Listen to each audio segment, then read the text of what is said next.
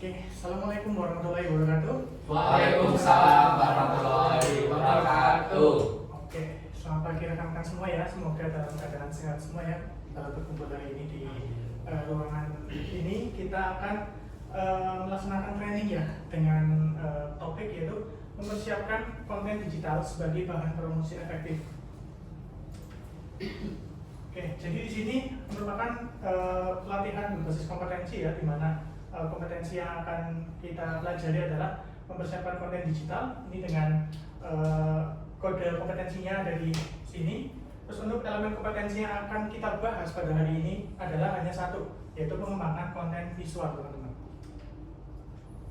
Oke, untuk memulai acara pada hari ini, tak kenal maka tak sayang ya teman-teman ya. Tapi kebanyakan sudah kenal maka nggak sayang-sayang ya teman-teman ya. Jadi alangkah baiknya kita kenalan dulu, gitu ya. Oke, jadi nama saya adalah Rifki Dimas Kristiawan, teman-teman. Saya bisa dipanggil Rifki ya. Saya di sini sebagai Training and Development Officer ya dari PT Etos Kreatif Indonesia. Tapi sebelum saya masuk ya sebagai Training and Development Officer, saya sudah lumayan berkelana ya, melalang buana, yaitu di bank saya pernah, terus di asuransi, terakhir saya di rumah sakit, baru masuk ke Etos, teman-teman ya. Sudah cukup melalang buana lah. Ya untuk experience tidak perlu saya jelaskan ya, bisa dibaca sendiri. Oke. Selanjutnya lanjut ke safety briefing teman-teman untuk keamanan kita dalam pelaksanaan pelatihan ya. Jadi di ruangan ini teman-teman memiliki dua buah pintu ya yang dapat digunakan untuk evakuasi ketika terjadi bencana ya. Terus saat ini kita juga tidak dalam simulasi kebakaran, tapi ketika dalam keadaan genting atau kebakaran itu sirine akan berbunyi secara otomatis ya, tanda darurat. Lalu petugas kami juga akan mengarahkan untuk Bapak Ibu semua atau saudara-saudara semua untuk menuju pintu keluar yang aman. Dimulai dari tempat duduk paling belakang ya, mungkin nanti dari Bu Caca, Bu Olin terlebih dahulu, seperti itu. Terus juga bila terjadi kebakaran, itu jangan gunakan lift dan jangan gunakan sepatu yang hak tinggi. Jadi yang menggunakan sepatu hak tinggi itu harus dilepas. Terus juga jika terdapat kepulan asap ya, itu Bapak Ibu harap segera mengikuti petugas dengan jalan jongkok sambil menutupi hidung. Supaya apa? Supaya tidak menghirup asap terlalu banyak. Seperti itu. Terus juga jika terjadi gempa bumi, silakan Bapak Ibu juga berjalan jongkok menuju pintu keluar ya, mengikuti arahan dari petugas kami. Terus juga kalau tidak boleh berlindung di bawah kolong meja ataupun merapat ke dinding ya, merapat ke dinding agar tidak terkena runtuhan seperti itu. Terus jika mengikuti untuk jalur evakuasi dari petugas kami, nanti akan kumpul di titik kumpul, yaitu berada di bawah atau parkiran seperti itu. Oke, di sini saya sudah menerima absensi ya. Total peserta ada 10 dengan nama-nama yang sudah saya lampirkan berikut ini. Lalu kita masuk ke topik pembahasan ya teman-teman. Jadi kita ada 4 topik pembahasan hari ini. Yang pertama adalah konten visual sesuai dengan citra dan gaya pemasaran, di mana di sini ada 4 subtopik. Lalu juga ada mengedit konten visual guna meningkatkan kualitas dan daya tarik visual. Di sini ada kurang lebih 5 subtopik. Dan selanjutnya ada menentukan konten visual untuk promo ya, promo produk atau jasa. Itu kurang lebih ada 4 subtopik.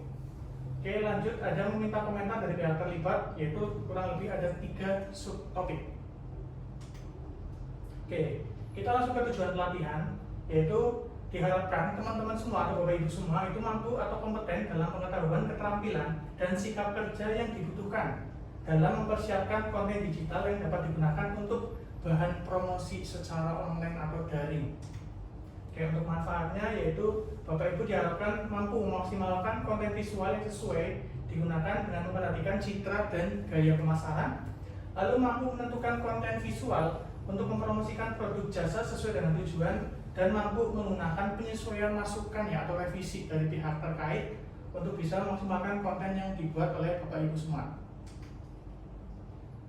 Oke, sebelum saya mulai ke isi materi, saya ingin tanya dulu nih ke Bapak Ibu sekalian, apa sih yang Bapak Ibu sekalian ketahui terkait konten ini?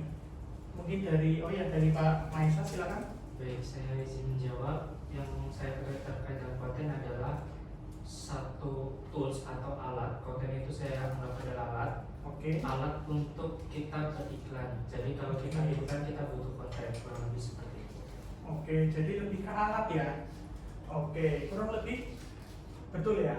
Jadi sebelum nanti ke kita materi, jadi saya jelaskan dulu ya peralatan dan perlengkapan yang dipakai selama training ini, yaitu ada laptop Bapak Ibu semua, terus nanti ada software editing ya, aplikasi media sosial, nanti ada flipchart juga untuk menggambarkan konten ya untuk menjelaskan lebih lanjut, terus juga media penyimpanan itu berupa flash disk, terus pointer, dan untuk bahannya adalah alat tulis kantor, jaringan internet, terus ada baterai mic dan baterai pointer yang nanti juga dibutuhkan. Oke, tadi sudah dijelaskan ya oleh Pak Mahesa, yaitu lebih ke alat ya konten itu ya. Jadi konten itu adalah strategi pemasarannya, lebih ke strategi pemasaran yang terfokus kepada perencanaan, pembuatan dan pendistribusian materi kepada audiens, lebih ke situ ya. Dan di sini konten itu sebenarnya ada berbagai macam ya, tapi yang akan kita pelajari di sini adalah lebih ke konten visual sesuai dengan tadi sub kompetensi ya yang di awal, yaitu mengembangkan konten visual ya. Jadi konten visual adalah konten yang menyampaikan informasi atau pesan kepada audiens dalam bentuk gambar, grafik, video, animasi atau elemen visual lainnya kayak gitu. Oke, di sini ada beberapa jenis konten visual ya. Yang pertama ada branding awareness ya, itu lebih ke nanti menyatakan kesadaran produk ya untuk ke audiens. Terus yang kedua ada konten edukasi, lalu ada konten promosi yang sering Bapak Ibu dengar ya, tapi nanti kita lebih ke konten promo. Terus ada konten infografik ya. Lalu kita menuju ke funneling marketing. Jadi funneling marketing itu kita perlukan ya sebelum kita membuat konten. Jadi funneling marketing ini perlu kita ketahui sebagai sistem atau cara menjelaskan berbagai tahapan dilalui oleh pelanggan sebelum melakukan pembelian, atau bisa disebut customer journey juga bisa seperti itu. Oke, jadi ada 4 tahapan dalam funneling marketing. Yang pertama ada attention ya, atau kita tahap memperkenalkan produk ya. Biasanya kalau tahap attention ini kita biasanya tembak dengan konten-konten yang brand awareness ya. Terus yang interest itu customer mulai tertarik nih dengan produk kita ya. Terus desire ya, itu mulai memikirkan ya, mencari info lebih lanjut dan untuk lebih meyakinkan calon pembeli untuk beli produk kita. Terus yang terakhir adalah action ya, customer membeli dan bisa menjadi pelanggan kita dan tinggal kita treat menjadi repeat order nantinya kayak gitu ya. Jadi funneling marketing ini tahapannya lebih banyak disebut oleh ide ya teman-teman. Oke, jadi pentingnya funneling konten dalam penentuan target pasar tadi yang saya sempat sampaikan, yaitu ketika tujuannya untuk di tahap awal itu awareness, itu lebih ke brand to sell ya, brand to sell, edukasi, brand awareness kayak gitu ya. Terus untuk interest itu lebih ke konten isu emosional ya, untuk bisa meyakinkan. Terus untuk desire ini supaya untuk meyakinkan lebih lanjut lagi, itu memakai social proof biasanya terdiri dari testimoni, endorse, packing kayak gitu. Dan ketika sudah sampai action itu baru ke promo kayak gitu ya. Dan ini di segitiga yang sebelah sana itu ada customer journey juga, yaitu ada pembagian hot market, warm market, dan cold market ya. Kalau cold market itu yang nantinya akan disasar ya melalui funneling konten dari awareness. Karena apa? Belum memahami, belum tahu produk kita. Nah, terus untuk yang warm market itu dari tahu menjadi mulai tertarik ya. Terus habis warm market itu ke hot market, dari yang tertarik dan membeli tanpa pikir panjang. Nah, untuk yang hot market ini itu baru ditembak dengan konten promo seperti itu. Oke, kita lanjut ke aplikasi editing visual yang nanti Bapak Ibu sekalian akan gunakan ya. Yaitu pertama CorelDRAW dan Photoshop ya. Ada di 2 aplikasi ini. Di mana CorelDRAW itu adalah editing berbasis vektor atau garis ya, bentuk. Untuk Photoshop itu adalah berbasis gambar ya, atau bitmap. Dengan kekurangan kelebihan masing-masing ya, di mana hasil Corel itu hasil desainnya itu tidak pecah ketika nanti diekspor ya dengan kualitas yang paling rendah, dan di zoom itu tidak akan pecah. Lain halnya dengan Photoshop, karena berbasis bitmap ya, itu akan pecah atau blur ya ketika di zoom kayak gitu. Terus ya Corel juga lebih user friendly, karena ketika teman-teman nanti akan membuat shape ya atau bentuk, itu lebih mudah di Corel. Terus juga cocok untuk pembuatan dari shape dan teks. Kalau untuk di Photoshop itu terdapat fitur penyesuaian warna dan efek artistik, makanya lebih cocok untuk ke manipulasi seperti mengedit foto, menghaluskan kulit dan sebagainya. Ada efek-efek masking di situ kalau untuk di Photoshop. Oke, lalu kita ke struktur konten visual. Ya, jadi tadi kita sudah bahas terkait funneling konten. Nah, kita masuk nih, sebelum kita mengedit, kita masuk ke struktur konten visual dulu. Di mana struktur konten visual itu ada yang pertama headline, judul konten, ini wajib ada. Ya, terus penguat headline, terus ada gambar, harus ada gambar produk yang akan kita jual, itu harus wajib. Ya, terus ada keterangan tambahan ya, itu bisa benefit dan lain sebagainya. Oke, jadi di sini mengapa struktur konten penting ya dalam sebuah konten berkualitas? Jadi alasannya adalah supaya informasi yang ingin disampaikan ya itu tepat sesuai dengan tujuan dibuatnya konten visual, ya, serta dapat tepat sasaran untuk target yang ingin dicapai. Karena kembali lagi kalau tadi nggak ada judulnya maka akan bingung ya, nggak ada judulnya maka akan bingung. Terus ketika cuma judul nggak ada penguatnya itu juga masih terlalu ambigu ya.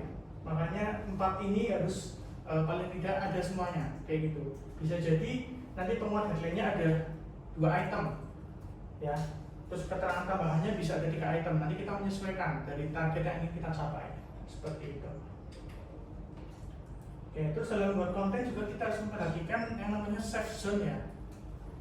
Jadi yang pertama kita ada beberapa ukuran ya, ada beberapa ukuran dari jenis konten itu. Jadi yang pertama ukuran 1:1 ya, itu ukurannya 1080 pixel dibanding 1080 pixel.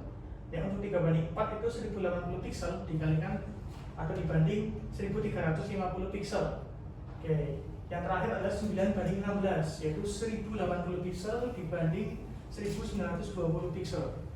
Ya, atau yang sering kita temui di platform TikTok ya teman-teman ya, untuk yang 9:16, dan masing-masing juga ada safe zone-nya ya, dimana 1:1 ini ada, mungkin kurang kelihatan ya, ini ada 30 pixel ya masing-masing, atas, kiri, kanan dan bawah kayak gitu. Terus juga sama untuk yang 3:4 pun sama, safe zone-nya ada di 30 pixel masing-masing ya, seperti itu.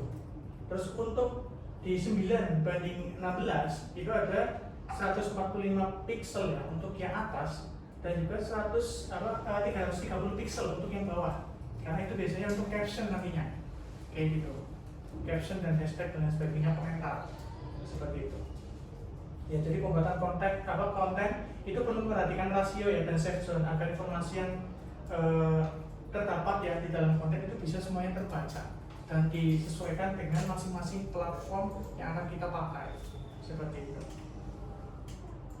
Oke, kita masuk ke konten promosi. Jadi konten promosi itulah konten yang bertujuan meyakinkan konsumen ya, dengan sasarannya tadi adalah untuk yang sudah di hot market ya, karena takut ketinggalan momen atau fear of missing out gitu ya. Oke, terus kita ada beberapa momentum dalam membuat konten promo. Yang pertama adalah tanggal cantik yang mungkin Bapak Ibu sering temui di platform marketplace ya, Shopee, Tokopedia, itu ada tanggal cantik, promo 99, 10, 10, 11 dan sebagainya. Terus biasanya oleh perusahaan besar juga kadang ada nih pakai tanggal cantik, misalnya tanggal selain tanggal kembar, misalkan tahunnya tanggal dan tahunnya sama, misalkan 20, 10, 20 misalkan, itu pun bisa sebagai momentum konten promo. Terus ada peringatan hari besar, misalkan Ramadan, ada kebiar Ramadan, promo Idul Fitri. Terus juga ada hari ulang tahun produk atau perusahaan. Biasanya itu sering sekali perusahaan misalkan sedang ulang tahun atau produk itu sedang anniversary, itu mengeluarkan promo-promo tersendiri seperti itu. Terus peluncuran produk baru ini pun sering ya. Lalu struktur konten promo ya kurang lebih sama seperti struktur konten secara umum tadi ya. Pertama ada headline, terus penguat headline, gambar produk, dan lebih ke benefit promo yang akan didapatkan untuk apa, karena ini termasuk konten promo seperti itu. Lalu setelah kita menentukan promo apa yang mau kita ambil, kita juga dalam membuat konten itu kita harus memperhatikan nih ya, segmentasi konten, karena biasanya ini yang sering menjadi bahan komentar ya atau revisi ya, bahan komentar atau revisi ketika teman-teman membuat konten. Yaitu pertama, disesuaikan nih demografi, usia, jenis kelamin, dan lokasi. Misalkan contoh dalam pembuatan font, warna atau gradasi warna. Kalau kita menyasar ke orang tua, pasti kan harus menggunakan font yang gede-gede, besar-besar gitu ya. Terus juga perilaku, aktivitas pekerjaan, itu juga kita perlu nih untuk menggunakan dalam membuat konten itu. Misalkan kita pakai hobi nih, hobi atau aktivitas pekerjaan dari target kita. Terus yang selanjutnya adalah tadi customer journey, hot market, warm market atau hot market, kayak gitu. Jadi misalkan nih kita menyasarnya adalah untuk yang hot market ya. Jadi kita nggak perlu bertele-tele dalam mencantumkan informasi yang ada di konten kita nanti. Karena apa? Karena target sasaran kita udah tahu produk kita. Jadi tinggal kita masukkan aja, banyakin benefit aja, kayak gitu. Terus selanjutnya informasi psikografis ya, terkait minat dan gaya hidup, seperti itu. Oke, di sini untuk komposisi pembuatan konten ya, atau di subtopik terakhir, yaitu pertama headline ya. Headline tadi disesuaikan dengan jenis kontennya, tadi apakah brand awareness, apakah infografis, ataukah edukasi. Terus juga menggunakan komposisi font yang lebih besar. Jangan sampai headline atau judul itu kalah sama gambar produk teman-teman. Jangan sampai kalah sama benefit teman-teman. Jadi judulnya malah kecil, malah akan baca ini produk apa sebenarnya, seperti itu. Terus juga ada penguat headline. Nah, ini harus selaras nih dengan konteks headline. Jadi kalau konteks headline-nya adalah isu, penguatnya pun juga harus isu, seperti itu. Terus menggunakan komposisi font yang lebih kecil dibanding headline. Jangan sampai overlap ya. Untuk penguat headline malah fontnya lebih besar. Terus juga ada gambar penguat atau gambar produk ya. Ini juga harus selaras ya dengan konteks headline. Dan ukuran gambar penguat headline atau gambarnya tadi umumnya sampai 1/4 dari rasio konten yang digunakan. Jadi misalkan 1:1 ya berarti 1/4 dari seluruh kanvas yang ada di ukuran 1:1 itu boleh digunakan untuk gambar. Jangan sampai lebih, karena nanti nggak akan muat untuk menempatkan elemen-elemen yang lain kayak benefit dan sebagainya, itu nggak akan cukup ya. Terus benefit utama harus lebih besar dibandingkan ukuran benefit yang lainnya. Misalkan diskon, kita mau menekankan ke diskon nih ya, diskonnya kita besarkan, jangan ongkos kirim ya, terus jangan COD, tapi diskonnya yang akan kita besarkan. Jangan sampai diskonnya kecil malah yang diutamakan dibesarkan itu adalah gratis ongkos kirim, COD dan lain sebagainya, itu jangan kayak gitu, karena nanti nggak akan kena untuk di calon pembeli kita, seperti itu. Oke, jadi ini contoh ya, contoh konten visual promo ya. Jadi di sini adalah tadi yang tanggal cantik, yang di sana adalah untuk yang hari besar ya, Ramadan ya, kayak gitu. Jadi di sini ada gambar produknya, ada diskonnya ya, dan ada benefit-benefit yang lain, seperti itu. Misalkan beli 2 box lebih hemat nih daripada beli 1 box, seperti itu. Terus ada gratis ongkirnya juga. Terus di sana juga boleh ditambahkan untuk manfaat produknya, boleh untuk semakin meyakinkan, seperti itu. Oke, sekarang waktunya untuk praktek ya, Bapak Ibu sekalian. Silakan dipersiapkan untuk aplikasi editingnya ya. Untuk yang terbiasa pakai Corel, silakan pakai Corel. Yang terbiasa pakai Photoshop, silakan pakai Photoshop. Ya, disesuaikan masing-masing. Ya, buatlah 2 buah desain konten promo ya untuk segmentasi yang berbeda. Mungkin contoh, satu segmentasinya adalah untuk orang tua ya, satunya untuk anak muda, seperti itu. Itu silakan nanti bebas dari Bapak Ibu sekalian untuk membuatnya ya. Untuk waktunya nanti sampai sesi training ini selesai ya, nanti kita akan selesaikan dulu untuk materinya, untuk presentasinya, dan nanti Bapak Ibu melanjutkan untuk praktek. Oke, jadi sikap kerja yang diharapkan Bapak Ibu ya untuk training pada hari ini, yaitu Bapak Ibu sekalian itu terampil dalam menangkap dan memanfaatkan tren ya dan pola yang berkembang di media sosial dan media bisnis digital. Terus yang kedua, kooperatif dengan tim dan fungsi kerja yang sama, yang linear dengan Bapak Ibu semua nanti, seperti itu.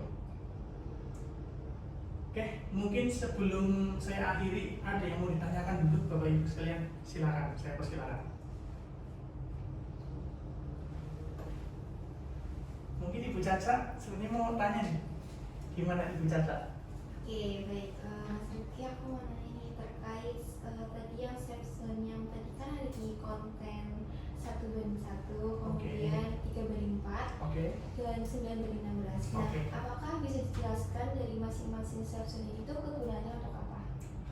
Oke, jadi secara umum ya, secara umum section adalah untuk mengamankan area ya, mengamankan area supaya apa? Supaya seluruh informasi yang ada di konten itu semuanya bisa tampil ya, bisa terbaca dengan jelas seperti itu ya. Dan masing-masing ukuran ini adalah kita sesuaikan ya. Biasanya untuk Instagram itu adalah 1:1 ya.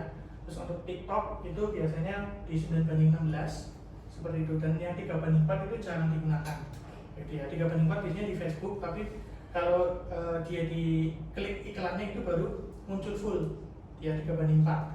Tapi kalau dia masih dalam thumbnail biasanya 1:1 seperti itu. Cukup jelas, Bu Cukup Caca? jelas. Terima kasih. Oke, terima kasih pertanyaan yang sangat baiklah, yang bagus ya Ibu Caca ya. Oke, selanjutnya saya mau tanya balik ke Bapak Ibu semua ya. Jadi faktor apa saja sih yang mempengaruhi efektivitas konten promo menurut Bapak Ibu semua berdasarkan yang sudah dijelaskan tadi? Oke, Pak Mahesa silakan. Baik, izin menjawab. Menurut saya faktor yang mempengaruhi itu dari faktor segmentasinya. Apakah Oke. yang ditujukan tadi di usia muda atau di usia yang sudah lansia, misalkan Oke. 80 tahun ke atas gitu. Oke. Jadi kita perlu tahu dulu untuk sasarannya. Kemudian yang mempengaruhi efektivitas konten juga terkait dengan tadi apakah promonya dilakukan di tanggal yang cantik Oke. ataupun bukan. Kalau Oke. otomatis lagi di tanggal cantik 66 gitu dan segala macam, atau event Idul Raya dan Idul Fitri hari raya gitu, otomatis itu akan efektif. Oke. Tapi di luar dari itu otomatis promo tetap bisa, tapi mungkin tidak terlalu impact. Oke, berarti 2 poin ya yang saya tangkap ya. Terima kasih Pak Maisa.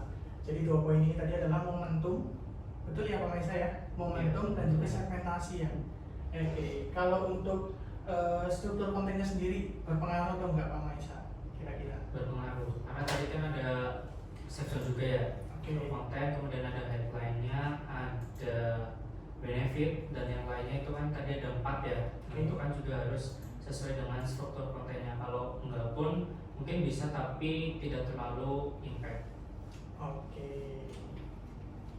Jadi sebenarnya semuanya ya yang tadi kita bahas bersama itu menentukan ya efektivitas atau kualitas dari konten yang kita buat ya. Jadi dalam membuat konten juga harus memperhatikan dari funnel marketing juga, targeting ya, terkait targeting tadi yang ingin dicapai. Terus struktur konten juga sangat penting ya untuk agar informasi yang disampaikan bisa tepat sasaran. Jadi tadi yang funnel marketing itu juga terkait dengan segmentasi konten. Seperti itu Bapak Ibu sekalian. Oke, paling itu aja Bapak Ibu sekalian yang bisa saya sampaikan pada training hari ini. Ya selanjutnya Bapak Ibu bisa melanjutkan untuk evaluasi pilihan ganda ya yang sudah saya bagikan kertasnya ke masing-masing meja Bapak Ibu sekalian. Silakan dikerjakan. Soalnya ada 25 soal ya. Nanti waktunya kurang lebih 30 menit.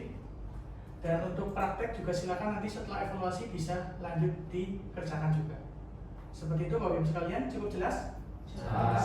Oke, baik, terima kasih Bapak Ibu sekalian atas perhatian dari Bapak Ibu sekalian. Saya mohon maaf ya apabila dalam menyampaikan banyak tutur kata yang kurang berkenan ya. Wabillahi taufiq wal hidayah. Wassalamualaikum warahmatullahi wabarakatuh.